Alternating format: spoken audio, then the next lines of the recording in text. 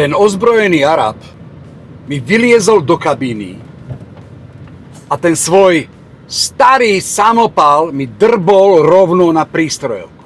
Keď som si uvedomil, aký mám problém s nákladom, tak jedine to zovreté hrdlo a stiahnutý žalúdok mi nedovolilo sa posrať. Ale poďme od začiatku. Do Homsu dorážala kolona. Vojaci to rozdeľovali presne podľa čísel, kto má aké za sklom, čiže vedeli, kam ideme. Ja som mal Latakiu, neviem aké číslo, lebo to bolo tým rozsypaným čajom, ale bolo tam, sa mi zdá, európske. Akurát keď som prichádzal a vidím čiaru Latakiu ešte prázdnu, som si uvedomil, že budem prvý v kolone.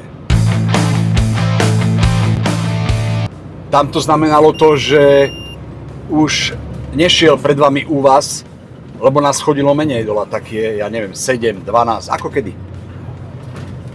Takže do prvého auta si sadal vojak ozbrojený a ten ukazoval, kam mám ísť. To boli jeho povely.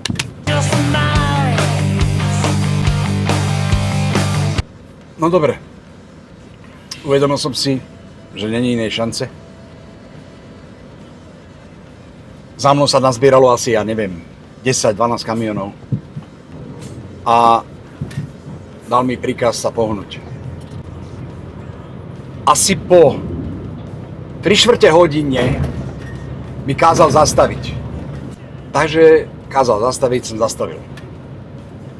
Vystupoval z auta, až tak sa strhal, keď vystupoval, že vystupuje bez samopalu, tak sa načiahol preň. Vošli do takej... Oni tam majú všetko také tie domy z mramorov. Pristavené vám boli už 2 úvazy a vošiel dovnútra. Prišiel po pol hodine. Páchol z neho ten arabský arak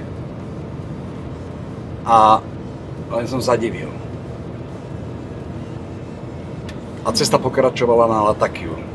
Stáli sme ešte jedenkrát.